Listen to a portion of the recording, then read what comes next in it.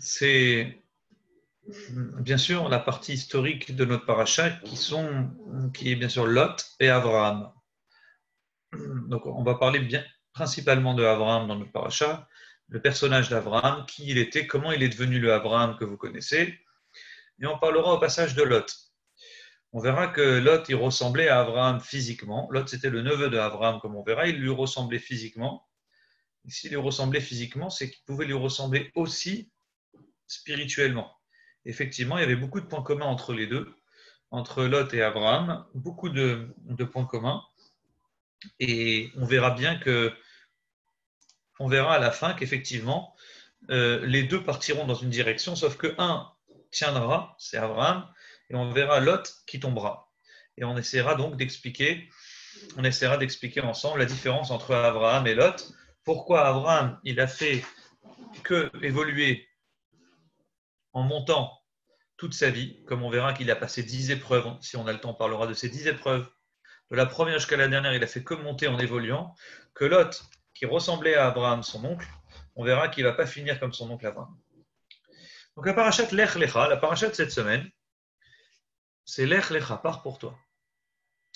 C'est très étonnant du fait que on commence par cette paracha en nous parlant que la première fois qu'Abraham apparaît, c'est dans notre paracha où il est écrit, donc Hachem dit à Abraham, pars de ta terre. Ce que je vais vous raconter maintenant, c'est le Midrash. Le Midrash, il nous raconte la vie de Abraham avant cette parachat Lech Lecha. La seule chose que nous on sait de Abraham, c'est à la fin de Noach, il y a écrit un peu les ascendants de Shem depuis le déluge. Donc Noach, il a eu 3 garçons, Shem, Ham et Yafet. Shem, le meilleur des garçons, il a donné des enfants, jusqu'à Terach, le père de Abraham. On va nous raconter que le frère de Abraham, Haran, mourra, et puis ensuite, la Torah s'arrête là, et elle nous dit, nouvelle paracha, Lech Lecha, Hachem dit à Abraham, pars de ta terre. Donc de quelle terre il s'agit, de quoi il s'agit, tout ça, je vais vous l'expliquer maintenant. Le Midrash raconte qu'Abraham, son père, donc c'était un grand idolâtre, c'était Terach.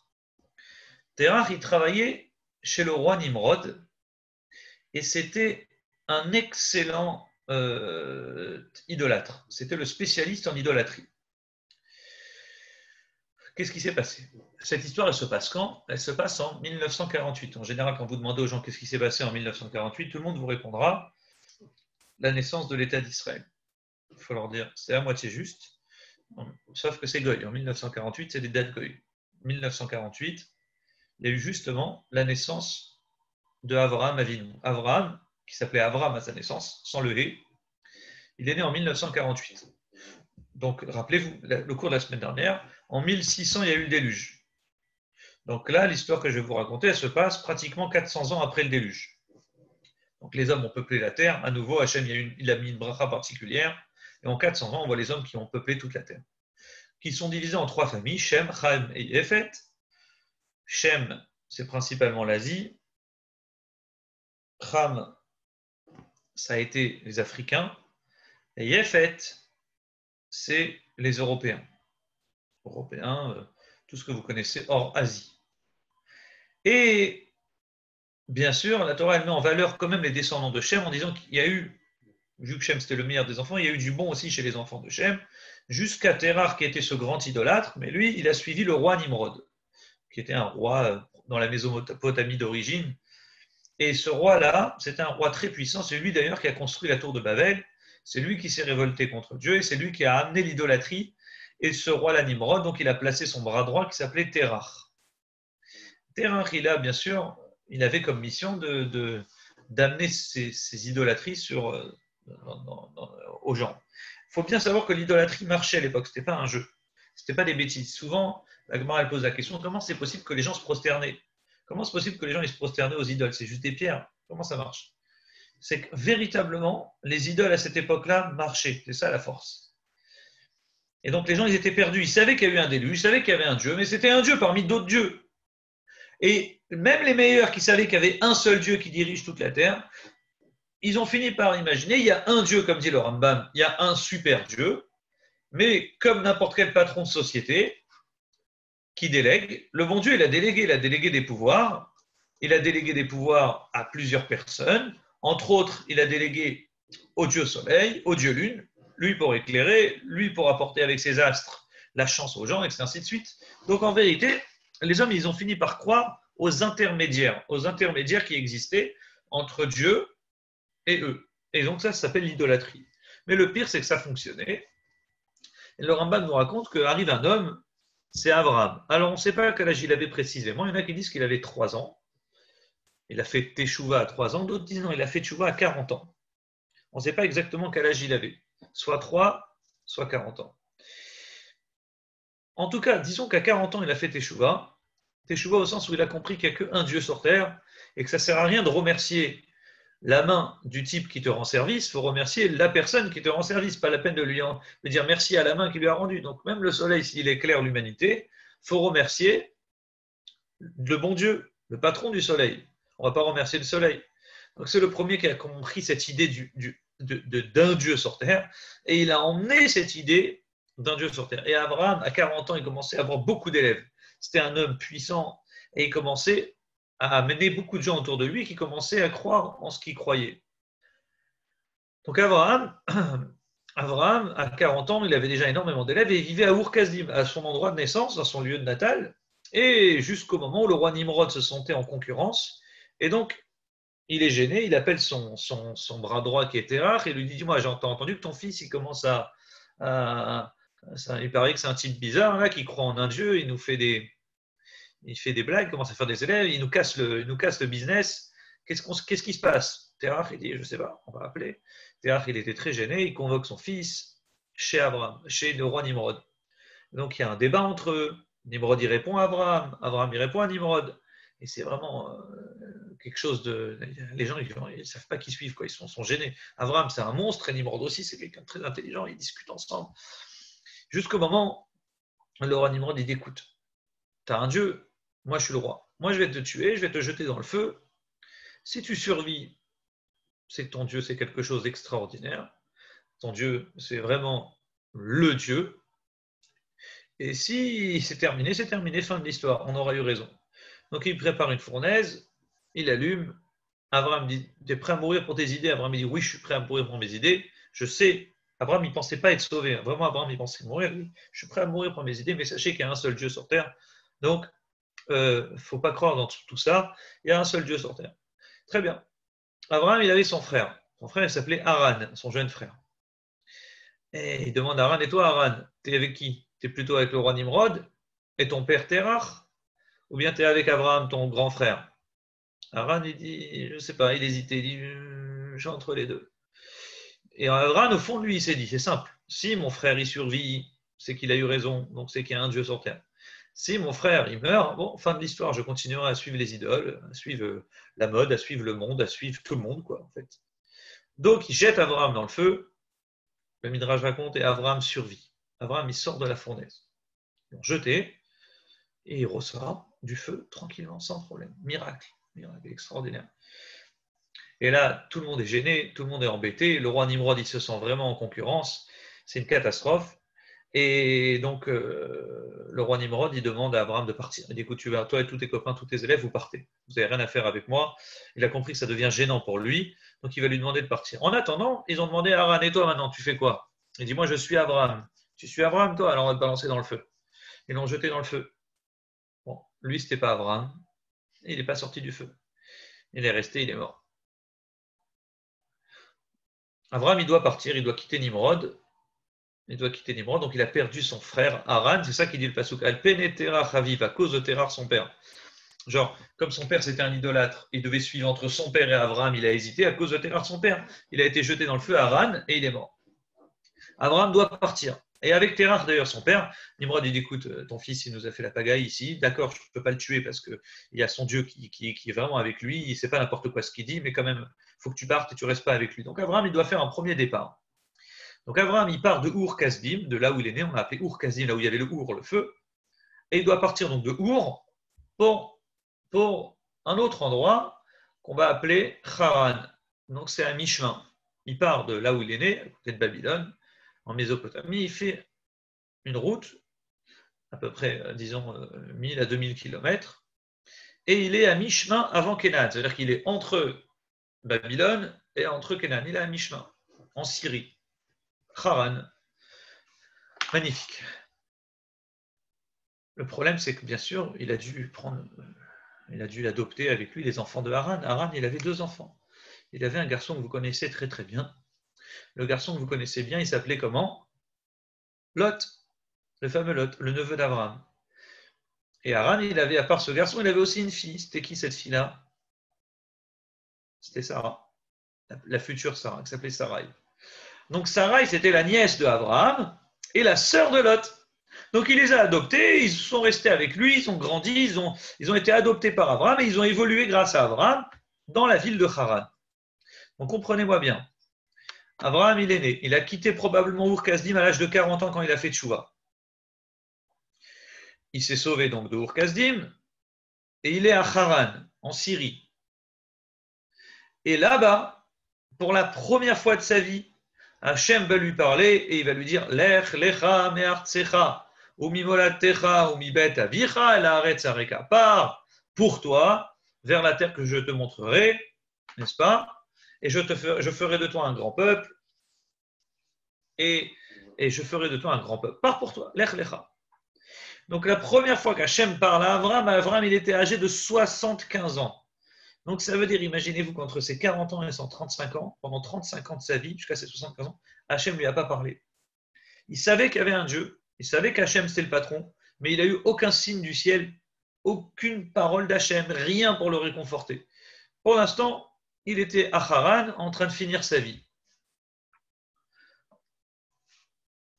En attendant, il s'était marié avec sa nièce, Sarah.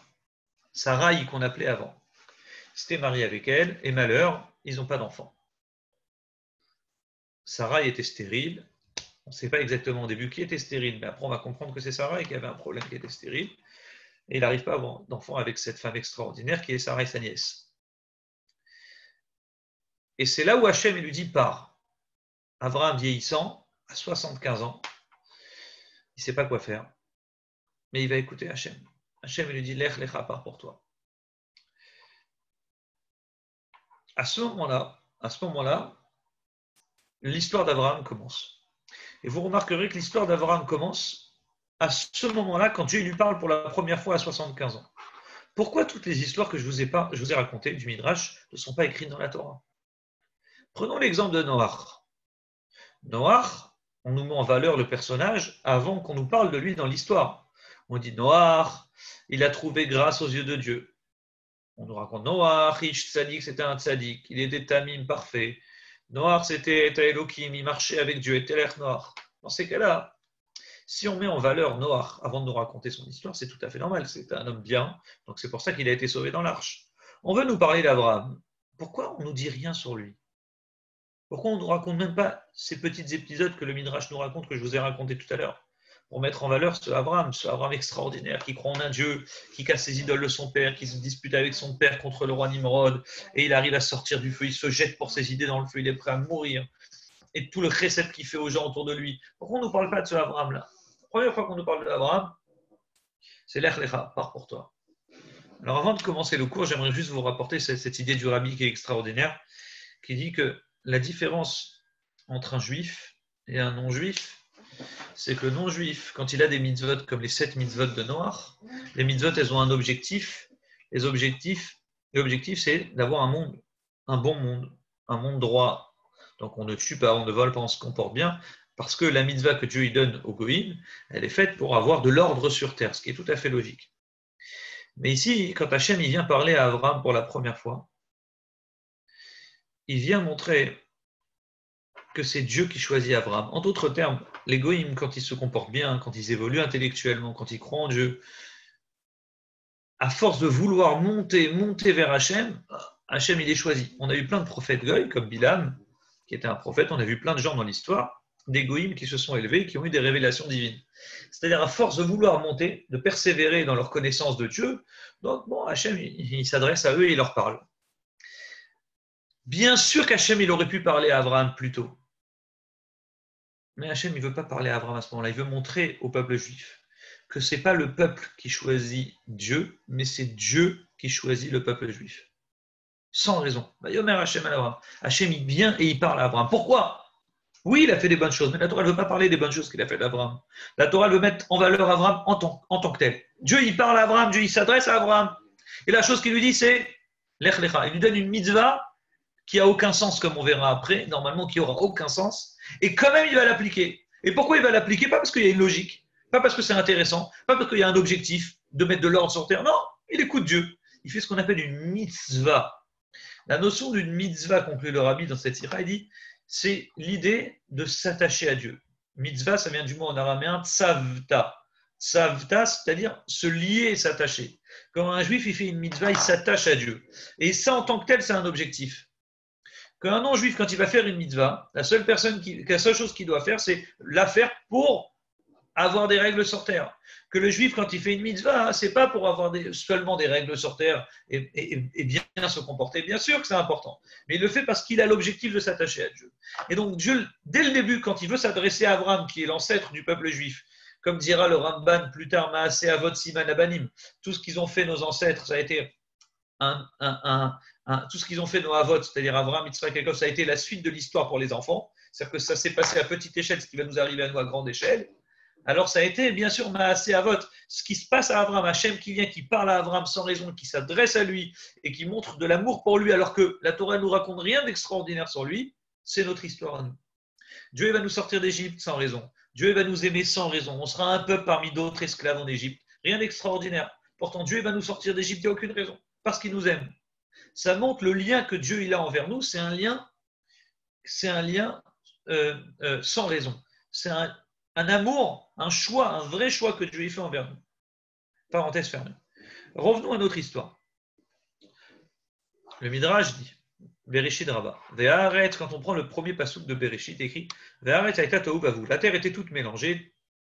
Cette période-là de tohu vavu, c'est la période de Adam Arishon, n'est-ce pas? Tohu, c'est un monde de tohu. Vavu, c'est la période de Caïn. C'est Caïn qui vient tuer Evel. Ensuite, le verset dit Choshech, il y avait l'obscurité. C'est la génération de Enoch. Rappelez-vous, avant le déluge. La génération de Enoch, on dit que c'était une période obscure. Ensuite, il y a écrit Al-Pnei Tehom. C'est quoi Tehom? Les abîmes, c'est le déluge. Comme il y a écrit Dieu, il a ouvert les Tehom, les abîmes. Dans le premier passouk, Dieu il annonce tout ce qui va se passer. Ensuite, quand le passouk dit Vayomer Elokim Yehi Or, Dieu dit que la lumière soit. À ce moment-là, ce moment extraordinaire, c'est la période de Abraham. Abraham, ça représente cette période de lumière. Comme dit la Gemara Sanhedrin, le monde a été créé pour durer 6000 ans. De même qu'il y a 6 jours dans la création, de même le monde est prévu, Gemara Sanhedrin Tzadik Zayin Amud Aleph, le monde a été créé pour durer 6000 ans. Les 2 premiers millénaires, c'est la période de Tohu, une période terrible, une période de catastrophe, disons comme ça. C'est vrai, depuis l'an 1 jusqu'à l'an 1948, la naissance d'Abraham, c'est une période catastrophique dans l'histoire. On voit qu'il y aura Adam qui faute, Caïn et Evel, Caïn qui va tuer son frère Evel, on voit que les gens ils vont faire la génération d'Enoch, la Avodazara, on voit que Dieu va noyer avec un tsunami un tiers de l'humanité comme on verra avant le déluge, puis ensuite on verra que Dieu envoie le déluge, et après le déluge on croit que tout est fini, mais non, ça continue. Il y aura la période de la tour de Babel, n'est-ce pas, où le roi Nimrod il va construire une tour. Donc on voit que c'est une période terrible, terrible. Comme dit l'Agmar, donc ces 2 premiers millénaires se sont appelés 2 millénaires de Tohu. Arrive enfin la naissance de Abraham, on appelle ça Shnei Alafim Torah. C'est 2 millénaires extraordinaires remplis de Torah. Depuis Abraham, il va commencer à avoir la connaissance de la Torah. Et enfin, les 2 derniers millénaires, Shnei Alafim, les 2 derniers millénaires, c'est une période de Yemot Mashiach, une période messianique. Donc Abraham, il est comparé à cette lumière, Ner, Mitzvah et Torah. On voit qu'Abraham, il représente la Torah, le premier qui va acquérir, qui va comprendre, connaître les connaissances de la Torah. Et enfin, vous allez avoir, bien sûr, Abraham, la Torah, qui représente Abraham, or la lumière, et la Torah. Ner, Mitzvah et Torah, or. Magnifique. Donc ici, on voit quelque chose d'extraordinaire, puisqu'on voit la naissance d'Abraham. On voit Lot, son neveu, Lot qui va grandir avec Abraham et qui va être à côté de Abraham. Lot, ça signifie, en araméen, klala, la malédiction. Laït, layat. En araméen, layat, c'est une malédiction. Ça peut signifier aussi, paradoxalement, bessamim, des parfums. D'où on sait, il y a écrit que quand Yosef il a été vendu, il est rentré dans une caravane d'Ishmaélim, d'Arabes, pour être vendu en Égypte. Il y a écrit là-bas, il est rentré dans une caravane remplie de parfums, Nechot ou Tsri Valot. C'était des sortes de parfums. Donc Lot, ça peut signifier aussi un parfum. Donc paradoxalement, Lot, c'est une malédiction, et paradoxalement, on retrouve la notion de parfum dans son nom à lui. Donc reprenons l'histoire de Lot. Lot, il apparaît donc avec Abraham au début de la paracha, Lech lecha me'artzecha, pars de ta terre. Et Abraham, bien sûr, il va prendre avec lui son neveu Lot. Et il va l'éduquer dans le chemin d'un croyant, un type qui croit en Dieu.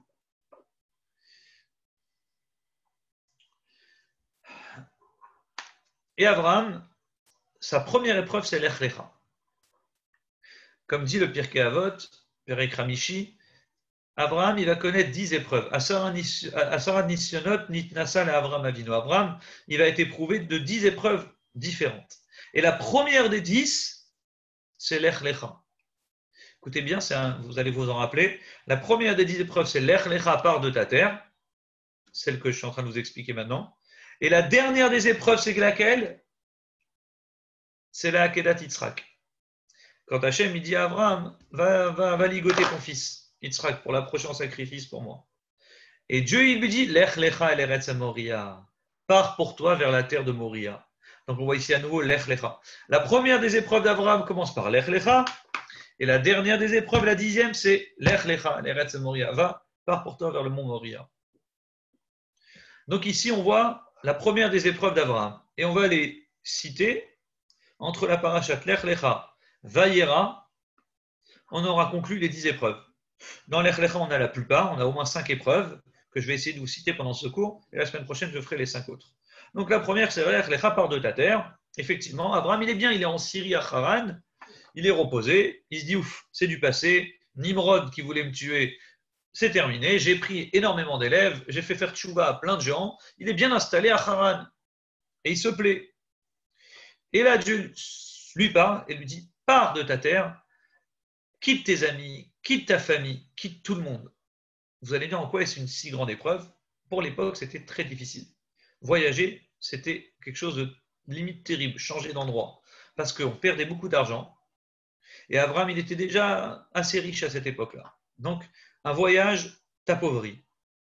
Un voyage, encore moins, tu as des chances d'avoir d'enfants pendant un voyage parce que tu es fatigué. Tout le monde est fatigué. Tu n'as pas l'occasion d'avoir des enfants pendant une période de voyage. Donc, Abraham qui s'inquiète que sa femme est stérile, ce n'est pas la meilleure des choses à faire. Donc, techniquement, aller dans un endroit, en plus, quand on ne te dit pas où aller, c'est déboussolant. C'est le cas de le dire. Donc, Abraham, il obéit et il part. Et ça annonce l'histoire du peuple juif. Comme je vous ai dit tout à l'heure, le Ramban, il dit Maaseh Avot Siman Abanim. Tout ce qui s'est passé à nos pères, Abraham, Yitzhak, Yaakov dans Sefer Bereshit, on le retrouvera à grande échelle pour l'histoire du peuple juif de façon générale.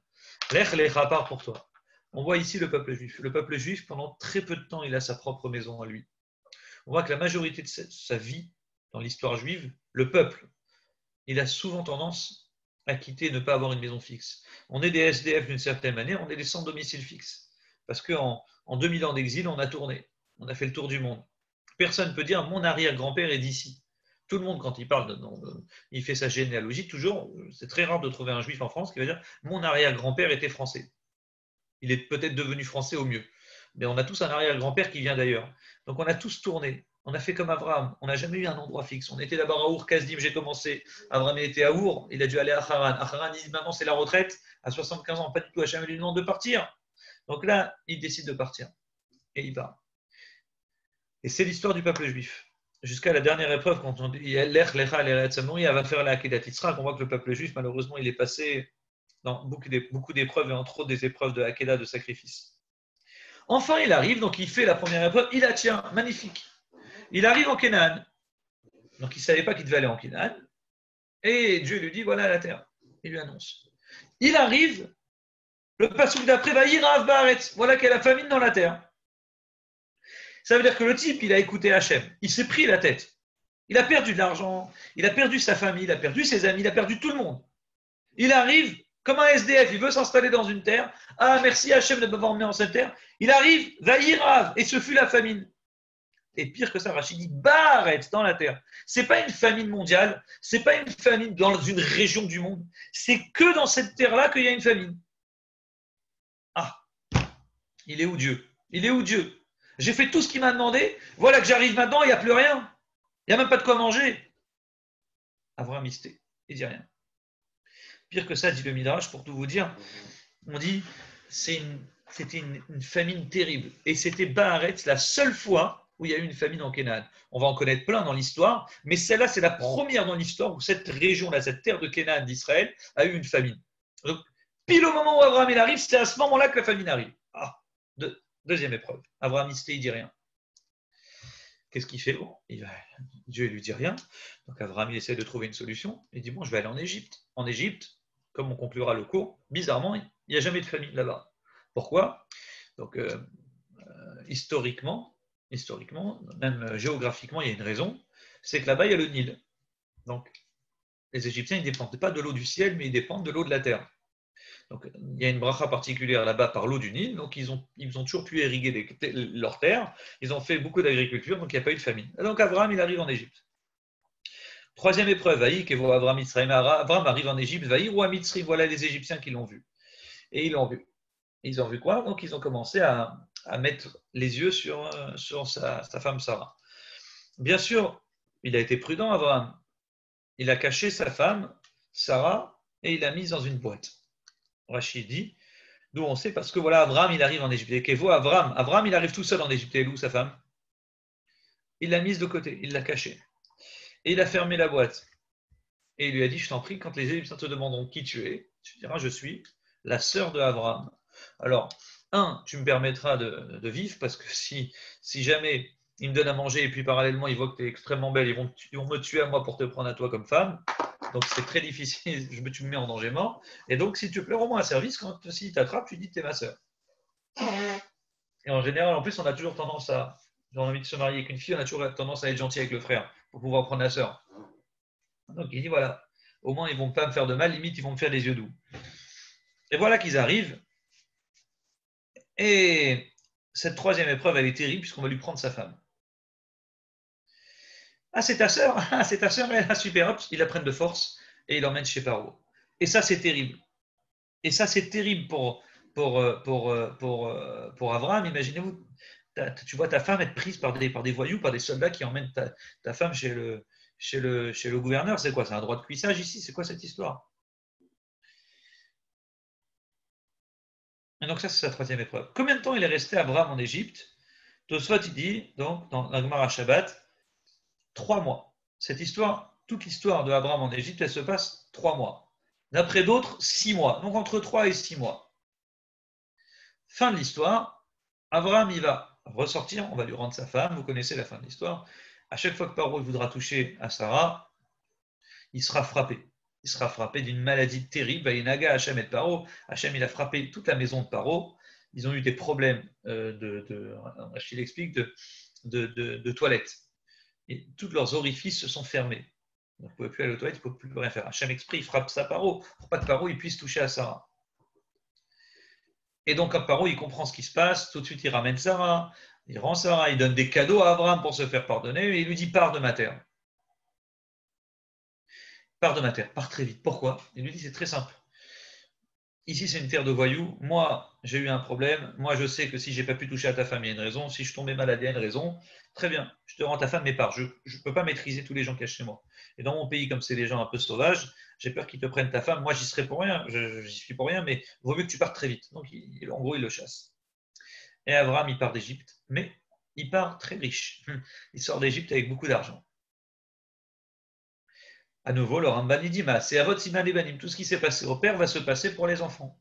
L'histoire de Abraham, elle va se passer à grande échelle pour le peuple juif. Le peuple juif, il va arriver, il va être esclave en Égypte, il va être pris par Paro, il va être asservi par Paro. Et à ce moment-là, Paro prendra des claques dans la tête et 10 plaies. Et grâce à ça, il lâchera le peuple juif, l'équivalent de Sarah. Et on partira riche comme Sarah et Abraham, ils vont partir d'Égypte riches. Donc, ce qui s'est passé à Abraham se passera à nous, avec nous plus tard. Pratiquement 400 ans plus tard. Extraordinaire histoire. Abraham, il part, et on nous dit, Abraham, Abraham, il remonte d'Égypte, et il part avec Lot, et Abraham devient très chargé en argent et en or. Rachid dit, et lorsqu'il repart dans les auberges qu'il avait hébergé en allant en Égypte, et il part, il dit Rashi, para kafotav, rembourser ses dettes. C'est bizarre. Pourquoi Abraham il avait des dettes? Il avait laissé des ardoises dans les hôtels. Alors, j'ai lu un chidouche du Khatam Sofer extraordinaire sur ce qu'il dit Rashi. Rashi dit Abraham il a remboursé ses dettes. En réalité, Abraham, ça ne veut pas dire seulement qu'il a remboursé en disant je reviendrai vous payer parce que je n'ai pas d'argent. Non. Abraham, il a réussi à rembourser ses dettes, donner des réponses aux gens qui lui posaient des questions auxquelles il n'avait pas de réponse. Magnifique, dit Khatam Sofer. Quand Abraham, il vient de loin, on l'appelait Abraham à Ivry. Pourquoi on l'appelle l'hébreu, Abraham à Ivry? Parce que, dit Rashi, le monde entier était d'un côté, et Abraham, il était Méhéver, de l'autre côté. C'est-à-dire, tout le monde pensait blanc, et lui, c'est le premier qui pense noir. Tout le monde lui dit quelque chose, il y a plusieurs divinités sur terre. L'Égypte entière croit dans des idoles. Les Babyloniens croient dans des idoles. Tout le monde sait qu'il y a des intermédiaires de Dieu sur terre, et le seul qui dit que c'est n'importe quoi, il n'y a qu'un Dieu qui dirige toutes les opérations, c'est Abraham. On dit, écoute, t'es un rigolo, quoi, t'es tout seul à penser ça. Et quand lui, il vient, il dit, oui, mais Dieu, il m'a dit de partir de ma terre, et il arrive, et il dit à la famine, et il doit descendre en Égypte, et il passe d'auberge en auberge, et il raconte son histoire. Les gens lui disent, mais si c'est ça ton Dieu, c'est ça ton Dieu. Tu nous dis que tu as un Dieu qui t'a demandé de partir, regarde les galères qu'il t'a apportées. Tu arrives, tu n'as même pas de quoi manger maintenant. Tu viens dans notre auberge, tu n'as même pas de quoi payer. Et tu nous parles qu'il y a un Dieu sur terre. Et Abraham, il n'avait pas de réponse à dire. Il t'a emmené ici, c'est la famine. Alors dit le Khatam Sofer, quand Abraham, il remonte, et il remonte pour aller vers Canaan à nouveau, et il devient riche, il est devenu riche. Il dit aux gens, vous voyez, j'ai eu des galères, j'ai fait confiance à Hachem. Maintenant, je m'en suis sorti. Voilà ma femme qui n'a pas été touchée par Paro. Voilà l'argent que j'ai. Je paye mes dettes et je les paye de bon cœur et je suis très riche. Et on dit à chaque voyage qu'il faisait Abraham en remontant, à nouveau, il faisait des Baal Tchouva, des gens qui le suivaient et qui grandissaient spirituellement grâce à Abraham. Parallèlement, il y a aussi Lot. Lot, il est toujours avec Abraham, il ne bouge pas. Les Gam, les Lot, et Lot aussi, qui était avec Abraham, il s'est enrichi. Et le Passouk nous dit, la terre ne pouvait pas supporter tous les deux. Pourquoi? Parce que les deux étaient très riches, avec beaucoup de troupeaux. Abraham, il avait beaucoup de troupeaux, et Lot aussi avait beaucoup de troupeaux. Le problème, c'est qu'il va y avoir des disputes entre les bergers d'Abraham et les bergers de Lot. Pourquoi? Le Passouk dit, Vaïriv Benro et Mikne Abraham, ou Benro et Mikne Son. Il y avait des disputes entre les bergers d'Abraham et de Son. Pourquoi? Parce que vers Kenaani, vers Périzi, Az Yoshev Baaretz, parce que les Kénanéens et les Périzis vivaient dans la terre. Quel rapport? Alors, ce passouk, on ne comprend pas si Rachid nous explique. Il ne nous explique pas. Rachid dit c'est très simple. Les bergers de Lot commençaient à être des voleurs. Ils laissaient leurs troupeaux piquer de la bouffe, piquer de la nourriture, de la verdure chez les voisins, partout, dans des terres qui n'étaient pas à eux. Que les bergers d'Abraham, on les connaît, les chameaux d'Abraham, les bergers d'Abraham, ils avaient une spécialité, c'est que tous les animaux d'Abraham, ils sortaient avec des muselières pour empêcher de brouter, et manger et voler chez les voisins. Et Abraham, il leur donnait à manger, mais de sa propre nourriture ou de son terrain qu'il avait acheté. Mais il ne laissait pas ses animaux brouter ailleurs. Que les autres, ils disaient, les bergers là, ils disaient, mais pourquoi? C'est pas un problème, on peut laisser. Alors, les gens disaient, non, c'est assourd. Les bergers d'Abraham disaient, non, pourquoi vous laissez voler? C'est interdit. Les bergers de Lot, ils disent, c'est très simple. Dieu, il a promis la terre à Abraham, oui. Abraham, il n'a pas d'enfant, oui. C'est qui le seul qui va hériter d'Abraham? C'est Lot. Donc, toute la terre de Canaan, elle appartient à qui? À Abraham. Abraham, c'est Lot, il n'a pas d'enfant. Donc Lot, c'est à lui la terre. Lui, il peut prendre la terre qu'il a envie puisque ça lui appartient. Et la Torah, elle témoigne, elle dit, mais les bergers de Lot se trompaient. Parce que Kénaani et Périzé, Yoshev Baaretz. À ce moment-là, les Kénaanéens vivaient dans la terre. Si les Kénaanéens vivaient dans cette terre, ce n'était pas encore une terre qui était offerte à Abraham. Abraham était encore un touriste. Plus tard, la terre, elle lui adviendra. Mais à ce moment-là, au moment où on parlait Yoshev, c'était les Kénaani, les Périzis qui étaient là-bas. Donc, les bergers de Lot n'avaient pas le droit de voler. Donc, Abraham, il décide de se séparer, et ça, c'est sa 4e épreuve. Il doit faire la séparation avec Lot, son neveu et son beau-frère en même temps. Et donc, il dit, Anashim Achim, nous sommes des frères. Nous sommes des frères. Abraham, il dit, écoute, tu vas à droite, j'irai à gauche. Tu vas à gauche, choisis l'endroit que tu veux. Choisis le meilleur endroit. Moi, je ne me collerai pas à toi, je m'éloignerai un peu comme ça. On aura de la place, chacun pour laisser nos animaux manger. Et Anashim Achim, nous sommes des frères. Et il dit surtout, Lot ressemblait physiquement à Abraham. C'est son neveu, mais il avait aussi le même visage que lui. C'est très difficile pour Avram, il n'y a pas le choix. Quatrième épreuve. Vaïssa Lot et Enav. Lot lève ses yeux. Et qu'est-ce qu'il voit, dit le pasuk? Il voit Kikar Yarden, la plaine du Jourdain. À cette époque-là, le Jourdain, donc à droite d'Israël, la Jordanie, à côté de, donc le Jourdain, c'est la frontière entre la Jordanie et Israël, la grande rivière, c'était une gigantesque rivière, pas une petite rivière, qui était magnifique et qui arrosait, qui irriguait très très bien les terres, où il y avait beaucoup d'arbres, beaucoup de verdure, c'était une très belle terre. Aujourd'hui, c'est pratiquement un désert, mais à l'époque, c'était une terre magnifique. Et il dit, il a vu Kikar Yarden, toute la plaine du Yarden, Kula Mashke, il y avait beaucoup de mashke, de boissons. Et là, tu aurais dit avant que Hachem détruit la ville de Sodome et Amora. Point. Et les commentateurs nous disent, Amar Rabbi aussi dit, il a vu quelque chose qui n'était pas bon. Il a vu Znout. Il a vu que c'était une terre où la vie était belle. On fait ce qu'on voulait là-bas. Les gens, ils étaient cool. Ils faisaient un peu ce qu'ils voulaient, ça va. C'est pas grave, tu prends la femme de l'autre, et c'est pas grave, ça va, c'est la vie, détends-toi. Et le Midrash, il dit, c'est ça, Kula Mashke, le mot Mashke. Ça fait référence à Veishka et Aïcha. La femme sota, on l'appelle Veishka, elle doit boire l'eau. Donc cette notion d'eau là-bas, on dit c'est quelque chose de mauvais. N'est-ce pas? Ça veut dire que ce qu'il a vu, il n'a pas vu une maison de retraite. Il a vu une maison dans laquelle il pourra s'amuser, se détendre. Ce qu'il ne pouvait pas faire avec Abraham. Donc on voit ici Lot en train de dégrader. D'un côté, on nous dit que c'était un voleur, quelqu'un qui laissait ses bergers voler. Et puis juste après, on nous raconte que c'est quelqu'un qui commençait aussi à chercher à faire des mariages interdits. Et pourtant, on est très injuste avec Lot. Pourquoi on est très injuste avec lui? Jusque la destruction de Sodome où il va être sauvé. On voit par ailleurs que le Midrash nous dit Lot, c'était quelqu'un de très bien. Lot, c'était quelqu'un, Olechet Rachamim Yirkam. Il y a un proverbe, celui qui marche avec les sages, les gens intelligents, il devient intelligent.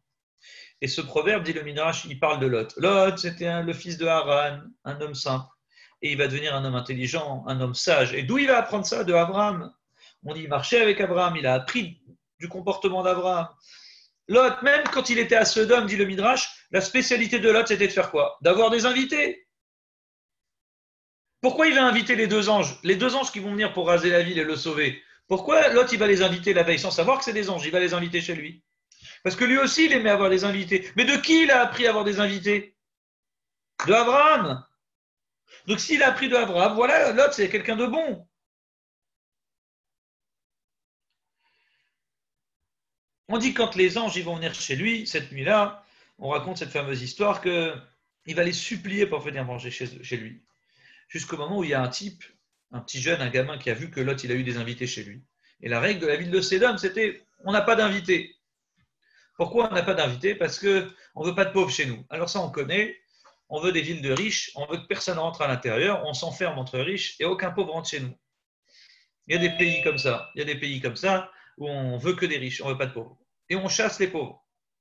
Et eux, ils se sont dit, on est riches, et s'il y a trop de pauvres qui viennent chez nous, bon, ils vont nous demander, ils vont nous vider. Il y a un petit clin d'œil sur la fameuse histoire de la fille qu'ils vont mettre, la fameuse fille qui avait donné à manger à des pauvres, et qui avait donné à manger à des pauvres, etc., qu'elle avait vu dans la rue. On dit, ils l'ont tuée, ils l'ont assassinée. Comment ils l'ont assassinée? Ils lui ont mis du miel sur elle, jusqu'à que les abeilles sont venues, ils l'ont piquée, ils l'ont dévorée, elle a hurlé à Hachem.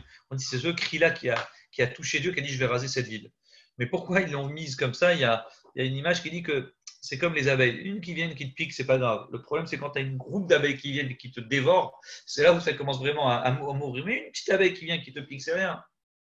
Donc il te dit, en fait, ça signifie que tu donnes à manger une fois à un pauvre, c'est pas grave.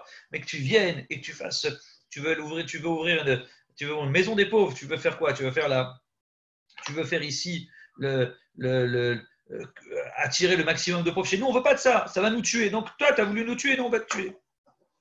Et pourtant, ce Lot-là, on dit il va avoir ses invités. À tel point que quand les gens de la ville, après que le gamin il a rapporté, il a dit il y a des gens, etc., Lot, il a invité des gens chez lui. Ils sont tous venus entourer la ville, la maison de Lot. Ils ont dit Lot, Otsiem elenu, fais-nous sortir ces hommes, Veneda Otam, et qu'on les connaisse. Qu'on les connaisse, c'est dans le sens voyou du terme.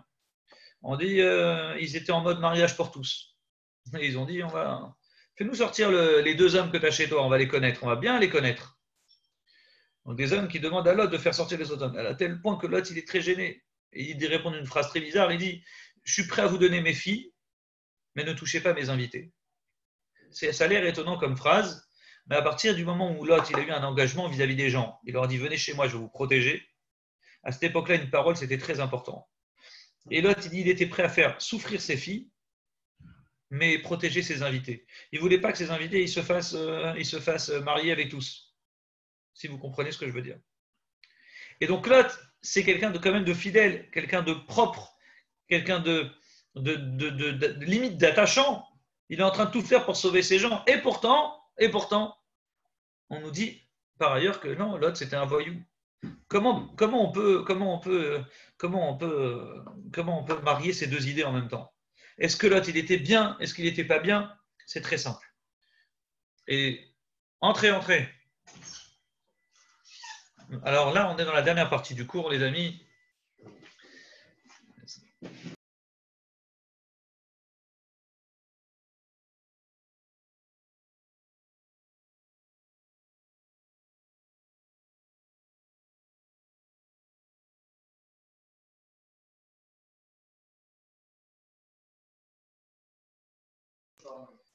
Alors les amis, désolé, on est dans la dernière partie du cours, on va essayer d'expliquer maintenant la notion de Lot, qui il était. En réalité, Lot, c'était quelqu'un de grand. Et il s'est affaibli. Il était grand, mais il est tombé. Comment il est tombé? À un moment crucial. C'est au moment où Abraham il est descendu en Égypte. Quand Abraham il est descendu en Égypte, Lot il a eu beaucoup de mérite. Lot il a fait beaucoup de bonnes choses. Et pourtant, Lot il s'est aussi relâché. Hachem il décide de raser la ville de Sodome. Et quand il va décider plus tard de raser cette ville-là de Sodome, il va sauver Lot. Le passouk qui dit va Yizkor Elohim et Abraham. Dieu se souvint de Abraham et va Yeshalach et Lot. Il va sauver Lot de la destruction de la ville de Sodome. Pourquoi? Dieu dit il se souvient de Abraham et il va sauver Lot. Pourquoi? Parce que Lot, quand Abraham il est descendu en Égypte, lorsqu'il a caché sa femme, il a dit tu es ma sœur. Lot il a été attrapé avec Sarah. Et on lui a dit, dis-moi, elle, c'est qui? C'est bien la sœur de Abraham? Lot, il a vu, il a entendu, il a dit, oui, c'est bien la sœur. Alors que c'était lui le frère. Allez, ciao. Donc ici, on voit que Lot, il a vu, il s'est tué. Vous allez me dire, bon, ok, c'est bien. Lot, il a eu un grand mérite. Parce qu'en fin de compte, c'est qui a reçu tous les cadeaux? C'est le frère de Sarah. C'est lequel? C'est Abraham. Abraham, on va lui donner des cadeaux. Abraham, on va le faire profiter. Abraham, on va lui donner des honneurs parce que, soi-disant, Sarah, c'est sa sœur. Mais Lot, qui était son vrai frère, lui, il n'a rien reçu. Et il s'est quand même tué. Il a laissé Abraham prendre les cadeaux. Il n'a rien dit. Il a gardé secret parce qu'il savait que s'il disait le contraire, Abraham, il était en danger de mort. Donc Lot, il a eu un grand mérite. Lot, il s'est tué. Juste pour ça, on dit à ce moment-là, Dieu il s'est souvenu de Lot et il va sauver Lot de la destruction de Sodome. On voit ici que Lot, qui avait une tendance pour l'argent, à aimer l'argent, dans l'histoire de l'Égypte, il s'est fait souffrance, il a serré sa ceinture, il a dit, moi j'aurais pu avoir des cadeaux, et pourtant, je laisse Abraham prendre les cadeaux, prendre l'argent, c'est pas grave. Du fait que malgré son défaut, qui est l'amour de l'argent, on dit malgré cela, il a laissé à Abraham l'argent. Et il n'a rien dit. C'est pour ça qu'il va être sauvé de la ville de Sodome. Mais Lot, qui apprenait beaucoup de Abraham, quand il va repartir d'Égypte, il ne va plus écouter Abraham. Il va prendre son indépendance. Et la preuve, elle est extraordinaire. Je vous invite à prendre, si vous avez un chumash, vous trouverez ça dans les mots, c'est magnifique. Vayelech Abraham est parti, Kaacher Diber et Lavachem, comme Dieu lui avait dit, Vayelech Ito Lot. Lot est parti avec lui. À l'origine, on nous dit, Abraham est parti. Et il est parti avec qui en Égypte, entre autres, dans sa route? Lot, Ito, avec lui. Vayelech Ito Lot. Perek Yud Bet, Pasuk Dalet. Ensuite, le chapitre d'après, Perek Yud Gimel, Pasuk Aleph, Abraham remonte part d'Égypte. Vayal Abraham mi Mitzrayim, Abraham il remonte d'Égypte et il part avec Ishto, sa femme. Velot Imo. Et Lot est avec lui. Il y a une différence. Une fois il écrit Ito, avec lui. Une fois il écrit Imo, avec lui. Alors aux enfants, on traduit toujours avec lui. Les deux, c'est-à-dire avec lui. Et demain, quand vous étudierez avec des gens, ils vont dire, mais quelle différence entre le mot ito avec lui et imo avec lui? Il y a une différence, petite différence, une nuance. C'est un synonyme différent et dans cette petite nuance, on va faire toute la différence. Ito, quand on dit avec lui, c'est vraiment qu'il y a une personne essentielle et il y en a un autre qui accompagne l'autre avec lui. Il y a un chef et il y a un sous-chef. Quand on veut dire qu'il y en a un qui est influencé par l'autre, on dit toujours ito. Quand on veut dire que les deux choses sont égales, on ne dit pas ito avec lui, on dit imo. Imo avec un in. Hein. Et donc ici, vous voyez imo avec lui. Au retour, lorsque Lot monte, repart d'Égypte, il se sent imo. Il se sent avec lui. Il dit, écoute, ce qu'il fait Abraham, moi je suis capable de le faire. Il a quoi d'extraordinaire Abraham? Au départ, Lot, quand il part, quand il descend d'Égypte, quand il part, il suit Abraham. Abraham, c'est son chef, il est ito avec lui. C'est Abraham qui lui apprend tout. C'est Abraham qui lui apprend à avoir des invités. C'est Abraham qui lui apprend c'est quoi faire du chesed. C'est Abraham qui lui apprend c'est quoi faire Messirut Nefesh, croire en un Dieu, être prêt à mourir pour un Dieu. C'est qu'il y a un Dieu qui dirige toutes les opérations du monde. Ça, oui, il est ito. Mais quand il est descendu en Égypte, les 6 mois ou les 3 mois que Lot a passé en Égypte, il s'est affaibli. Il s'est affaibli. Il a été attiré par l'argent, bien sûr, puisque voilà, on voit qu'après, il va laisser ses bergers voler, qu'à l'origine, il n'était pas comme ça, Lot. Quand il va remonter d'Égypte, il dit, mais moi, Abraham, Imo, Abraham, je suis avec lui, on est pareil, Abraham et moi. Il n'est pas mieux que moi. Je suis l'élève qui va peut-être un jour dépasser le maître. À partir du moment où il n'a plus de chef dans sa tête, il n'a plus de rabbi, il n'a plus de maître qui lui enseigne, il dit, je peux me débrouiller tout seul. Il dit, à ce moment-là, c'est là où Lot, il commence à tomber. Je me débrouille tout seul. Tu te débrouilles tout seul. Débrouille-toi tout seul. Il a commencé par voler. Et pas seulement qu'il va laisser ses bergers voler, mais il va dégringoler encore plus. Quand Abraham dit, attends, viens, on se sépare, le seul endroit qu'il va chercher à aller ou à habiter, c'est où? C'est un endroit où il y a les mœurs qui sont allégées. On peut faire un peu ce qu'on veut là-bas.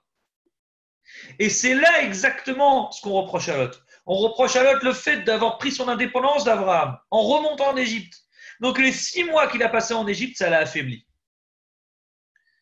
On sait que les Égyptiens, ils avaient des très mauvaises mœurs. Les Égyptiens, c'était Ervat Haaretz. La nudité du monde, là où les gens se comportaient mal, où ils s'habillaient mal, c'était l'Égypte. Et c'est là où Lot s'est affaibli. Et en remontant, il a décidé de prendre son indépendance vis-à-vis d'Abraham. Et c'est pour ça qu'on nous dit que Béhémet, il y a une grande différence entre Abraham et Lot. Quand bien même ils se ressemblaient physiquement, ils avaient un caractère éventuellement similaire et une mission qui pouvait être similaire. On dit Lot, il a failli. Et pas seulement qu'il va tomber, à la fin on sait qu'il va tomber très bas, quand il va être sauvé dans la paracha de la semaine prochaine, il va être sauvé de la ville de Sodome, il va tomber très bas, mais on connaît le potentiel de Lot et on sait qu'à la fin des fins, du bon sortira de Lot. Comme vous connaissez, les filles de Lot, elles vont avoir des enfants, qui vont s'appeler Moab. De Moab sortira Ruth. Ruth sera l'arrière-grand-mère, sera du roi David et de tous les rois d'Israël jusqu'à Mashiach. Donc malgré tout, il y avait du bon chez Lot. Lot, il s'est dégradé peu à peu, mais un jour, ce bon reviendra. Donc je conclurai cette dernière partie du cours en vous disant que oui, ici, il y a une grande différence entre Abraham et Lot, entre l'Égypte et la terre de Canaan. Toujours on demande Machiv à voir comment il a Geshem. Emmène-nous le Geshem, emmène-nous la pluie, emmène-nous la pluie. Pourquoi Hachem il ne fait pas que la pluie elle tombe tout seul? Pourquoi on a besoin de la demander la pluie? Quand on compare la terre de Canaan, la terre d'Israël, c'est une terre dans laquelle on a toujours des problèmes d'eau, l'eau, il faut à la pluie, on ne sait pas comment faire, il faut prier, tac. Il y a eu la sécheresse, le lac il a baissé, on a toujours des problèmes. Dieu lui dit, arrête Asher Atavashama. Dieu lui dit, à travers Moshe Rabbeinu qui annonce au peuple juif, la terre dans laquelle tu y vas, Lo ke'eretz Mitzrayim, c'est pas comme une terre d'Égypte. Asher Yetzatem Misham, là-bas en Égypte, Israël Zaracha, là-bas tu peux ensemencer, Vishkita Beraglecha Keganayarak, tu avais autant de légumes, autant que tu veux là-bas, la terre d'Égypte elle est magnifique. À l'inverse, la terre dans laquelle vous allez aller, Dieu, Moshe dit, annonce au peuple juif, c'est une terre dans laquelle tu vas devoir Tamidene Hashem Elokechaba, il y a toujours les yeux d'Hachem qui sont présents dans cette terre, mais tu dois demander. Doreshota, tu dois rechercher Dieu. Et quand tu recherches Dieu, Dieu il t'enverra la pluie. Dieu il t'enverra ce que tu as besoin. C'est quoi cette injustice? Pourquoi d'un côté on nous dit en Égypte, il y a l'eau gratuite, que nous en Israël on doit pleurer, on doit monter Hachem de nous de l'eau? On dit la différence elle est énorme. c'est qu'Hachem, il veut notre prière. Hachem, il aime la prière des Juifs. Il leur donne une occasion de prier. Quand Hachem, il laisse les gens, il dit, écoute, les Égyptiens, laisse-les tranquilles. Mais je ne veux pas parler avec eux. Je sais qu'ils ne veulent pas de moi et moi, je ne veux pas d'eux. Et je ne veux pas d'eux. Je leur donne de l'eau autant qu'ils veulent. Ils prieront jamais pour moi. Et ça tombe très bien. À tel point qu'ils ne vont pas prier pour Hachem pour avoir de l'eau, qu'ils vont se nourrir de l'eau du Nil et pendant des millénaires, ça va être ancré dans leur tête que le Nil, ça deviendra un dieu. Au départ, c'était juste de l'eau, mais à la fin, ça finira par être une compensation de Dieu. Et ils vont se prosterner au Nil, et ils vont se comparer, ils vont créer toute une divinité autour du Nil, et on dit que ça a été vraiment la base de l'erreur des Égyptiens. Donc ça, on retrouve cette idée qu'Hachem, quand il ne veut pas de quelqu'un, il ne lui donne pas l'occasion de prier pour lui. Donc il dit, tiens, prends, tu veux des millions, prends des millions. Juste ne me demande pas de prier. Ne demande pas tous les jours dans la tefila, s'il te plaît, Mevarech Hashanim, bénis mon année. Tous les jours, Hachem nous donne l'occasion de prier dans la tefila. Hachem, donne-nous Mevarech Hashanim, donne-nous de l'argent. Pourquoi tu nous donnes de l'argent? Parce qu'Hachem, il veut qu'on prie pour avoir de l'argent. Et pourquoi l'autre, c'est injuste? L'autre, c'est un voyou, il a gagné à l'euro million, c'est pas normal. La réponse, c'est qu'Hachem, c'est justement parce que c'est un voyou. Hachem lui fait gagner, c'est mon débrouille-toi tout seul maintenant. Comme ça, tu n'auras plus l'occasion de prier pour moi. Et on retrouve cette même idée avec le serpent. Le passouk, il dit sur le serpent, Afar Tochal, Hachem, il maudit le serpent, et il lui dit, Afar Tochal, tu mangeras de la poussière de la terre, Kol Yemechayecha, tous les jours de ta vie. D'une certaine manière, c'est injuste. C'est injuste, dit le Chidouché Harim. Pourquoi c'est injuste? Le serpent, on lui dit, Tochal, tu mangeras Kol Yemechayecha, tous les jours de ta vie, tu mangeras de la terre. Mais c'est très bien pour le serpent. En quoi c'est une punition? Toi, tu dois galérer pour manger. Tu dois chasser, tu dois travailler à la sueur de ton front, et puis ensuite tu dois apprendre à manger, te débrouiller, c'est difficile. Le serpent, il se balade partout, il est puni, et il mange tout le temps de la poussière. Il dit le Chidouché Harim, c'est ça sa punition. Comme le type, il s'est cru au-dessus de Dieu, il a dit, j'écoute pas l'ordre d'Hachem. On dit la plus grande punition qu'il a pu recevoir, c'est de laisser croire au serpent qu'il peut manger autant ce qu'il veut, tout est gratuit. Partout où il va, il aura toujours de quoi manger. Mais il mangera de la terre. Jamais il aura l'occasion de lever la tête. Il n'aura plus de pattes pour lever la tête, il aura sa tête qui sera sur le sol, il verra la nourriture gratuite à vie et il oubliera Hachem. Et ça, c'est en fait une punition directe qui est donnée au serpent. Cette même punition, elle est donnée aussi aux Égyptiens, où l'eau, ils la prennent du sol, ils n'ont pas besoin de lever la tête au ciel pour demander à Hachem, envoie-nous l'eau de la pluie. Ça, c'est la différence entre l'Égypte et Abraham. Et on voit que quand Lot il va sortir d'Égypte, où est-ce qu'il décide d'habiter? À Sédom. Et à nouveau, Lot, il va être imprégné de cette idée de c'est bon, on peut mettre un peu d'argent de côté. Dieu, c'est sympa de prier pour lui, mais pas trop non plus. Lot, il est parti à Sédom. Il s'est dit c'est bien là-bas, c'est une terre tranquille. Kula Mashke, il y a plein d'eau. Kegan Hashem Keret Mitzrayim, c'est comme un jardin qui est en terre d'Égypte, dit le Passouk. Ça veut dire que quand il a vu l'Égypte, il a vu que ce n'est pas la peine de prier tous les jours pour avoir de quoi manger. Mais c'est super. Donc il a voulu un petit Égypte en Canaan. Et quand il a vu la ville de Sodome, il a vu Kula Mashke, il y a plein d'eau. C'est le Jourdain qui passe par là, c'est de l'eau. C'est extraordinaire. Et la Torah dit c'était Kegan Hashem Keret Mitzrayim, comme le jardin qui ressemblait à la terre d'Égypte. Donc il a dit c'est ça qu'il me faut. Il a dit je veux un petit Égypte en Canaan. Et c'est là où ça a été son erreur. Hachem, c'est tous les jours tu dois prier. Il n'y a pas je vais prendre ma retraite, maintenant je me repose, je vis sur mes acquis. Tu dois tous les jours prier. Hachem, il demande à ce qu'on fasse 3 fois par jour la prière, parce que Hachem, il aime nos prières. Et c'est parce qu'il aime qu'il nous met dans des situations où on a besoin de prier pour lui. Alors, conclut le Khatam Sofer. On voit exactement où est-ce qu'il va habiter Abraham, à Hebron. Pendant que l'autre il va aller à Sodome, Abraham il va aller à Hebron. Je ne sais pas si vous avez déjà été à Hebron. Autant à Sodome, dans le Jourdain, vous imaginez ce que c'était avant. Parce que vous voyez la taille, on est capable de voir aujourd'hui la largeur du Jourdain de l'époque. On s'imagine l'eau qui passait par là, la verdure, les arbres qui étaient. Abraham est parti à Hebron. Et Hebron, c'est un endroit rempli de cailloux, de terre, mais de la mauvaise terre, remplie de cailloux, de rochers. C'est une terre de mauvaise qualité. Et on dit, exprès, il est parti là-bas. Abraham, il est parti habiter dans une terre simple. C'est pas grave. J'ai pas l'eau, mais moi, je saurais lever mes yeux au ciel et demander à Hachem, il me donnera toujours tout ce que j'ai besoin. Et Abraham, c'est vrai qu'il a été dans une terre qui est difficile, il a prié, et Abraham, il va faire que monter, comme on verra jusqu'à la paracha de Vayera. Abraham, il va monter, il va s'enrichir, ça va être un homme immensément riche. Que Lot, il va chercher la facilité, il va chercher à fuir la prière. et il va faire que descendre et descendre et tomber jusqu'à que tout son argent, il va le perdre et il va se détruire dans la ville de Sédom. On la paracha la semaine prochaine. Ouais, les amis, j'espère avoir été clair dans ce shiur. Vous avez compris déjà que c'est le début d'un cours qui va s'annoncer pour la semaine prochaine. Donc rendez-vous jeudi prochain à 21 h pour qu'on puisse continuer sur cette lancée, sur la différence entre Abraham et Lot. En tout cas, que Hachem nous donne la possibilité maintenant d'accepter nos prières, qu'on puisse prier parce qu'on a de bonnes raisons de prier. Que tous ceux qui doivent guérir, guériront. Tous ceux qui souhaitent s'enrichir, s'enrichiront. Tous ceux qui souhaitent avoir une réfoua chez les mains de guérison pour nos malades qui puissent guérir, qui puissent avoir une réussite, ils auront une réussite.